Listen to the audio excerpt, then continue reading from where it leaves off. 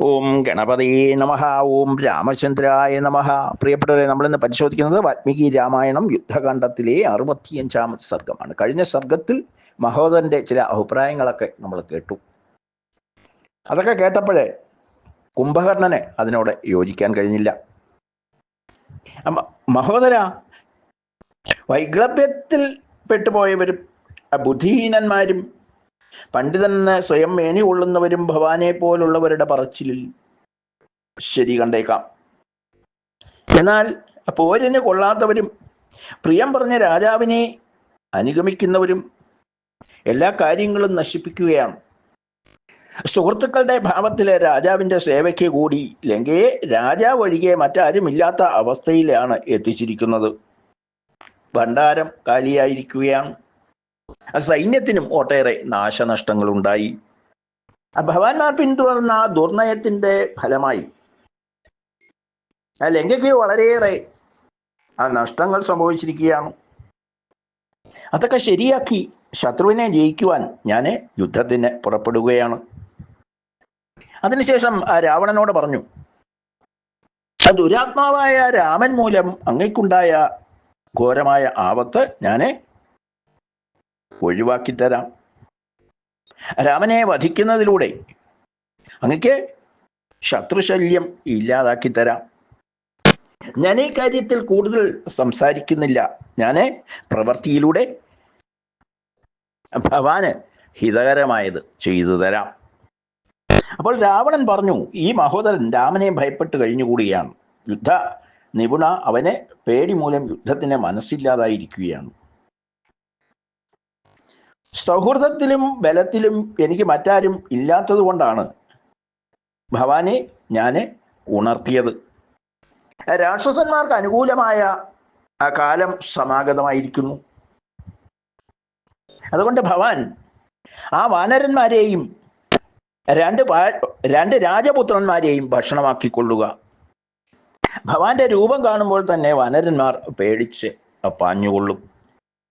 രാവണ സംഭാഷണം കേട്ടപ്പോൾ കുംഭകർണൻ അതിശക്തമായ ശൂലമെടുത്തിട്ട്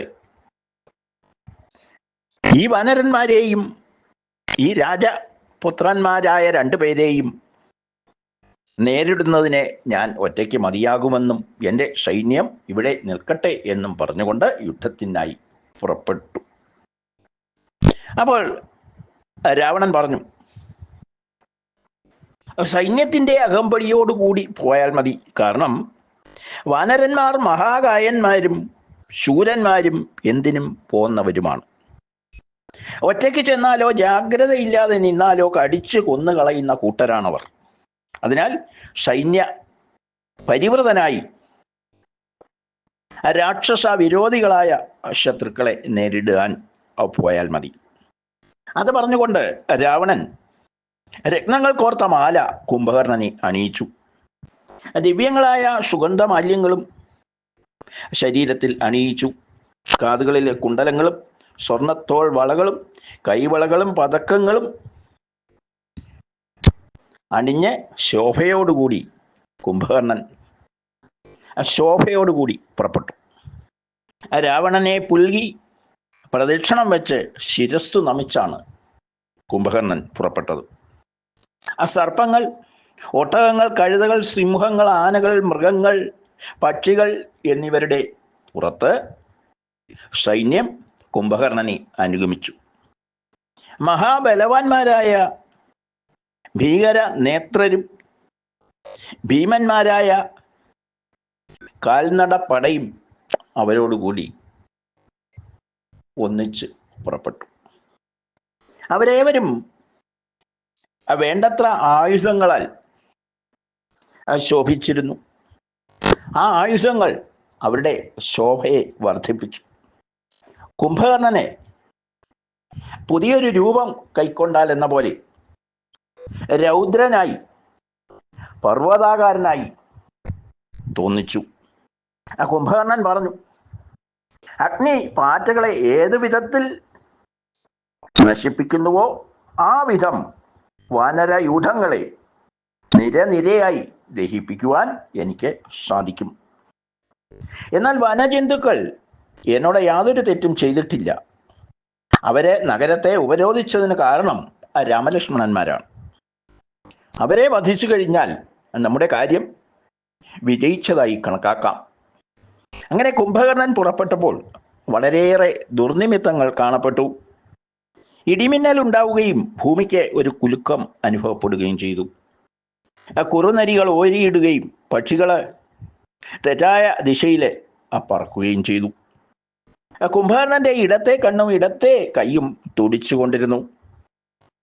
ആദിത്യൻ നിഷ്പ്രഭനാകുന്നതും ഉൽക്കകൾ പഠിക്കുന്നതും കാണാനിടയായി. എന്നാൽ ആ ലക്ഷണങ്ങളെയെല്ലാം അവഗണിച്ചുകൊണ്ട് കാലശക്തിയുടെ പ്രേരണയാൽ കുംഭകർണൻ മുന്നോട്ട് നീങ്ങി. അപ്പോൾ അത്ഭുതകരമായ രീതിയിൽ വാനര സൈന്യത്തിന്റെ വിന്യാസം കണ്ടു.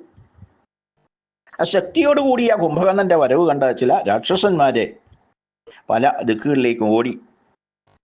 കുംഭകർണൻ ശക്തിയായി ഗർജിച്ചു. ആ ശബ്ദം കേട്ട് പലരും നിലത്ത് വീണു.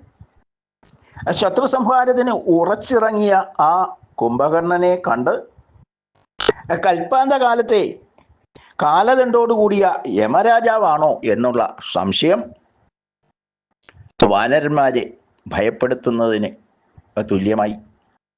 അവരതിയായി ഭയപ്പെട്ടു. വാനരന്മാർ ഭയപ്പെട്ട് ഓടിയതിനെ പറഞ്ഞുകൊണ്ട് 65ാമത് സർഗം പൂർത്തിയാവുകയാണ്. ബാക്കി വിവരങ്ങൾ നമുക്ക് അടുത്ത സർഗത്തിൽ മനസ്സിലാക്കാം. ഓം രാമചന്ദ്രായ നമഃ. ഓം സീതാപതയേ നമഃ.